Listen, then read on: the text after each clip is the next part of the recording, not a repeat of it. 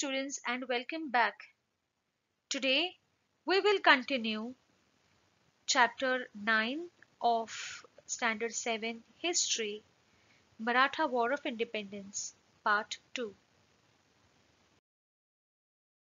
Before we move ahead with this lesson, let us have a quick recap of the first module and what we learned in the first module.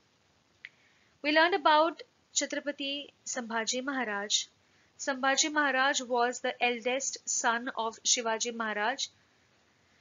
The reign of Sambhaji Maharaj marks the first chapter of Maratha War of Independence after Shivaji Maharaj. Shivaji Maharaj had given him excellent education in civil administration and military campaigns. Sambhaji Maharaj had begun to take interest in the administration of the state and the command of the army from the age of 14 years. While he was still a prince, he had led attacks on many territories of the Mughals and the Adil Shah. When Sambhaji Maharaj became Chhatrapati, the war with the Mughals became fiercer. Aurangzeb wanted to occupy regions from Kabul to Kanyakumari and create a grand unified Mughal empire. His dream was to destroy the Maratha state completely using his military and financial power. But Sambhaji Maharaj shattered his dreams with his bravery and military skills. Troops of the Maratha army attacked many of the Mughal territories. Though the emperor's generals tried very hard for a long time, they couldn't win the Maratha fort of Ramsej near Nashik. Thus, Sambhaji Maharaj's valor brought Aurangzeb to his knees. Once he removed his turban in frustration and threw it on the floor. He made a vow that until he had vanquished Sambhaji, he would not wear his turban. Sambhaji Maharaj had rendered Aurangzeb helpless to this end. Campaign against the Siddhi. The Siddhi of Janjira used to harass the people in the Maratha territory. He used to raid, burn, and loot the Maratha territory and commit atrocities. Sabhasada has described him as a rat in the house. Sambhaji Maharaj started a campaign against him in 1682 CE. His army laid a siege to Siddhi's Dandarajpuri fort and battered the fort of Janjira with the artillery. But at the same time, the Mughal army invaded Swaraj. Sambhaji Maharaj had to abandon the Janjira campaign and turn back. Campaign against the Portuguese. The Portuguese of Goa joined hands with the emperor against Sambhaji Maharaj. So, Sambhaji Maharaj decided to teach a lesson to the Portuguese. He attacked the Revdanda fort of the Portuguese in 1683 CE. To counter these, the Portuguese laid a siege to the Fonda fort of the Marathas on the Goa border. The Marathas broke through the siege and attacked Goa. In this battle, Yesaji Kank showed great valor. The Portuguese governor got wounded and retreated. Sambhaji Maharaj followed him. The Portuguese were in deep trouble. At this time, Sambhaji Maharaj got the news that the Mughals had attacked South Konkan. Therefore, he had to abandon the winning campaign of Goa and return to fight with the Mughals. The end of Adil Shahi and Qutub Shahi. Aurangzeb did not succeed in his campaign against the Marathas. Therefore, he suspended that campaign. Then he turned towards the kingdoms of Adil Shah and Qutub Shah and conquered them. The wealth and army of both the kingdoms was now acquired by the Mughals, and it made Aurangzeb even stronger. Then he concentrated all his might on defeating the Marathas. He attacked their territory from all sides. The Maratha army general Hambirav Mohite got killed during an encounter with the Mughal army. Due to this blow, the military strength of Sambhaji Maharaj was weakened. Administration of Sambhaji Maharaj. Even though Sambhaji Maharaj was busy fighting on various battlefronts, he did not ignore his administrative responsibilities. He continued the prompt justice and revenue system, which was a characteristic of Chhatrapati Shivaji Maharaj's era. He severely punished the landlords who harassed common people and who rebelled against the Swaraj. He gave administrative powers to Maharani Yesubai. He gave her her own stamp. He continued the legacy of Shivaji Maharaj's welfare policies. Sambhaji Maharaj knew Sanskrit and many other languages well. He studied many ancient books on polity and wrote digest in a book called Buddhabhushanam. Death of Sambhaji Maharaj. Aurangzeb was trying very hard to defeat Sambhaji Maharaj. He had placed Mukarrab Khan in charge of the Kolhapur province.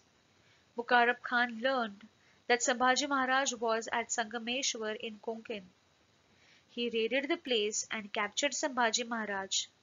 When Sambhaji Maharaj was taken to the emperor, he faced him fearlessly. By the emperor's orders, he was brutally put to death on 11th March 1689. This Maratha Chhatrapati did not compromise his self-respect and faced his death nobly and bravely. The Marathas took inspiration from his sacrifice and intensified their fight against the Mughals. Chhatrapati Rajaram Maharaj. Rajaram Maharaj was the second son of Chhatrapati Shivaji Maharaj. He was born on 24th February 1670 on Raigad. He became Chhatrapati after the death of Sambhaji Maharaj. Now, Aurangzeb thought that his dream of winning the Maratha kingdom would be realized. He sent Zulfikar Khan to put Raigad under siege. That time, Rajaram Maharaj and his wife Maharani Tarabai and Sambhaji Maharaj's wife Maharani Yesubai and his son Shahu were on Raigad. It was risky for all members of the royal family to stay at one place. Maharani Yesubai tackled this unprecedented calamity very bravely. Unprecedented is unalarmed, okay, a calamity which comes without any notice and you're not prepared for it. So Rajaram Maharaj, who was the second son of Shivaji Maharaj, he had become the Maharaj now after the death of Sambhaji Maharaj. And Yesubai was already having an experience of ruling the administration when Sambhaji Maharaj was not there in the kingdom. So she was quite well versed in the administrative skills and she had all the administrative powers given by Sambhaji Maharaj. So she decided that when Zulfikar Khan he put a raid on Raigad fort, that time it was decided by Maharani Yesubai that Sambhaji Maharaj is not there now and Rajaram Maharaj is the Chhatrapati, so he has to be protected. The Maharaj has to be protected, only then he can look after the kingdom. The kingdom will be safe.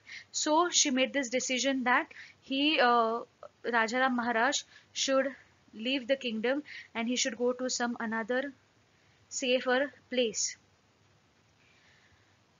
Resolving that she would not surrender to the Mughals under any conditions, she took many important political decisions on Raigad. It was decided that Rajaram Maharaj should escape from Raigad and if necessary go to a far off place like Jinji. It was decided that the fight to defend Raigad would continue under the leadership of Maharani Yesubai. Maharani Yesubai chose to make Rajaram Maharaj and not her own son the Chhatrapati. Her decision is a shining example of her love for Swaraj and her extreme selflessness. She kept the Maratha Chhatrapati secure without regard for her own life or that of her son. Rajaram Maharaj leaves for Jinji. On 5th April 1689, Rajaram Maharaj escaped from the besieged Raigad with a few of his associates. He decided to go to south to Jinji. The Jinji fort was invincible. Invincible means it was not easily able to be captured or predicted by the enemies.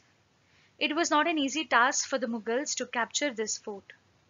Rajaram Maharaj took his faithful Sardars like Prahlad, Niraji, Khando Balal, Rupaji Bhosle and managed to reach Jinji.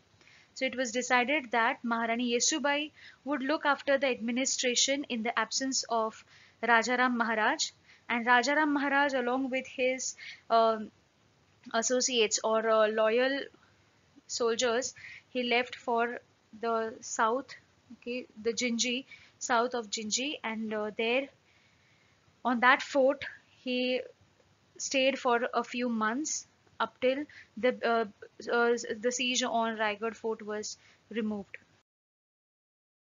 The movements of the Marathas. It was difficult to defend the Raigad fort against the might of the Mughals. The Mughals captured Raigad in November 1689 and arrested Maharani Yesubai and Shahu. While going to Jinji, Rajaram Maharaj had assigned the duty to fight against the Mughals to Ramchandrapan Amatya, Shankaraji Narayan Sachiv, Santaji Ghorpade, and Dhanaji Jadhav.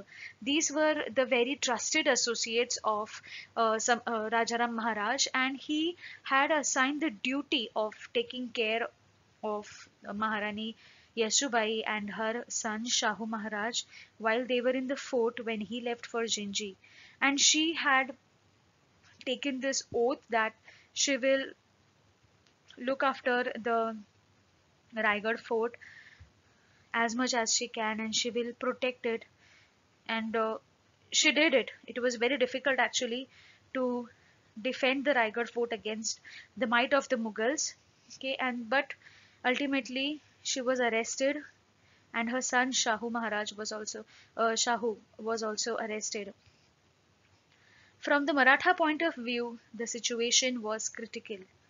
Aurangzeb had enticed many Maratha Sardars to his side by giving them watans and jagirs. Okay, this is the trick that Aurangzeb had used. Okay, he was giving watans and jagirs. This is a kind of a bribe that he was giving to the Sardars, and he was in actually buying them to his side. Rajaram Maharaj also used the same tactics to thwart the Mughal plans. It was promised that if a Maratha Sardar captured Mughal territory, it would be given to him as a jagir.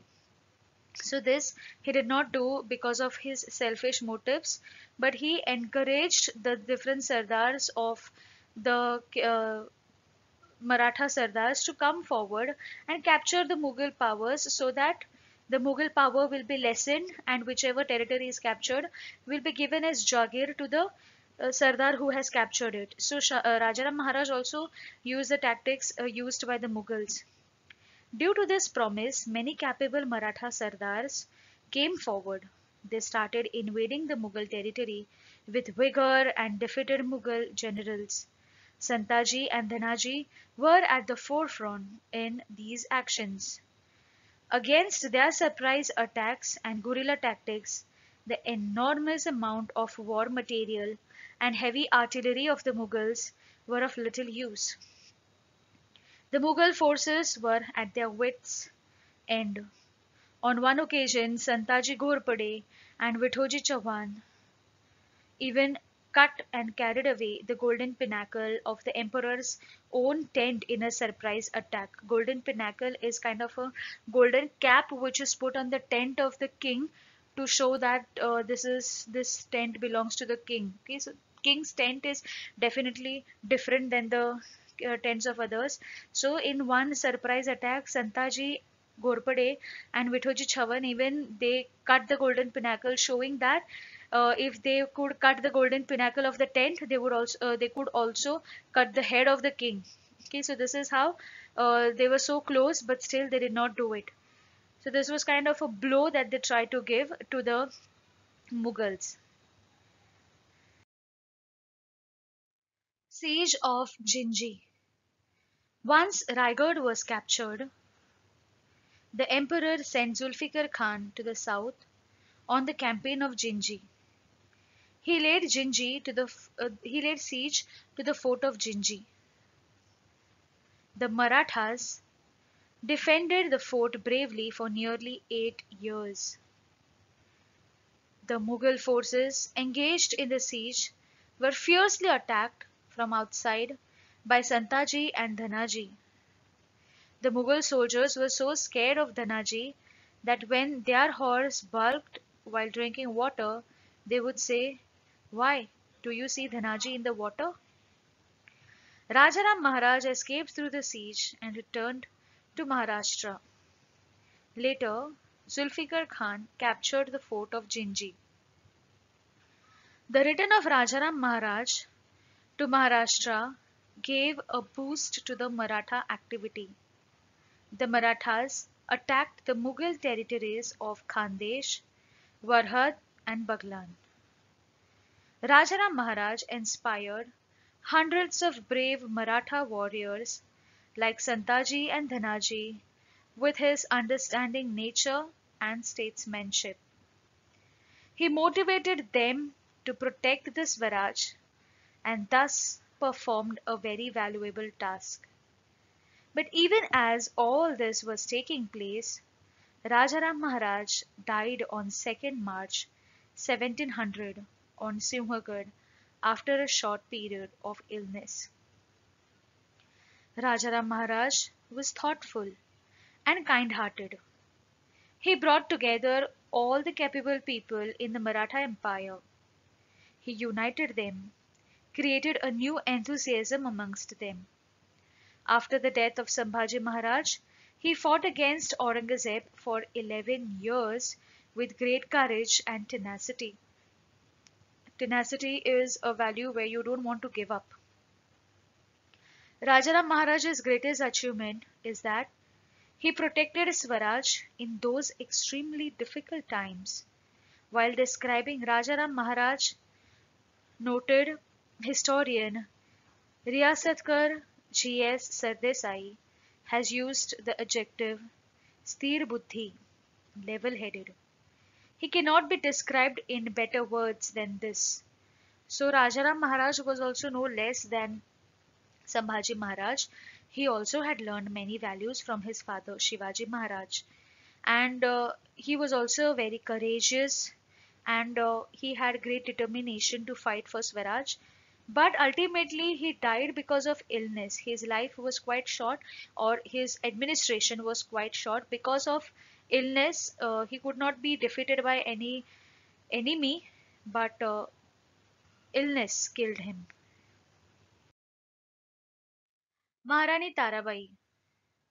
After the death of Chhatrapati Rajaram Maharaj, Aurangzeb thought that he had won the war against the Marathas. But it was not so. Aurangzeb was winning battle after battle, but he could not win the war. Maharani Tarabai, the capable wife of Rajaram Maharaj, came forward to lead the Swaraj movement in the extremely unfavorable circumstances. Contemporary Mughal historian Khafi Khan describes Maharani Tarabai as an intelligent and knowledgeable woman. Her management of the army and administration had won renown even during the rule of her husband. After the death of Chhatrapati Rajaram Maharaj, Maharani Tarabai continued the Swaraj struggle bravely with the help of her Sardars. Aurangzeb captured Satara and Panhala from the Maratha territory. But at the same time, the Marathas dashed up to the Mughal areas of Madhya Pradesh and Gujarat. Tarabai expanded the war areas further. Sardars like Krishnaji Sawant, Khanderao Dabhade, Dhanaji Jadhav, and Nemaji Shinde opened battles against Mughals on various fronts outside Maharashtra. This was a sign of change in the outcome of the war. Maharani Tarabai fought for 7 years. She kept the Maratha kingdom strong. She took charge of the administration single-handedly and encouraged the Sardars to participate in the mission of Swaraj. Maratha Sardars fought against the Mughals up to Sironj, Mandsaur and Malwa. Kafi Khan has recorded that Rajaram's wife Tarabai achieved great things and displayed the qualities of leadership of the army and management of campaigns. It added force to the Maratha campaigns. Maharani Tarabai used the guerrilla technique very effectively. Marathas were comparatively weaker than Aurangzeb in army power. Aurangzeb used his army to put siege to the forts to capture them. Marathas used to fight for the fort as long as they could. But when the rainy season approached, Kiledar of the fort pretended to side with Aurangzeb. A bribe was accepted from Aurangzeb and the fort was handed over to him. The Kiledar used to deposit this bribe amount in the Maratha treasury.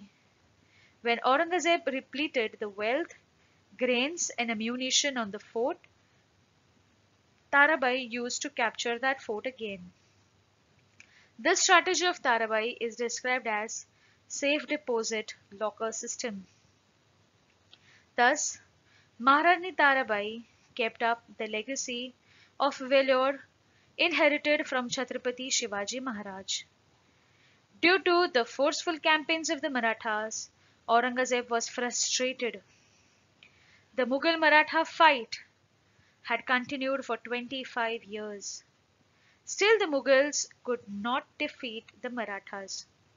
In these circumstances, Emperor Aurangzeb died in 1707 at Ahmednagar. The Maratha War of Independence ended with his death.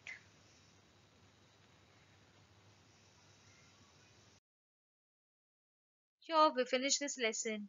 Thank you.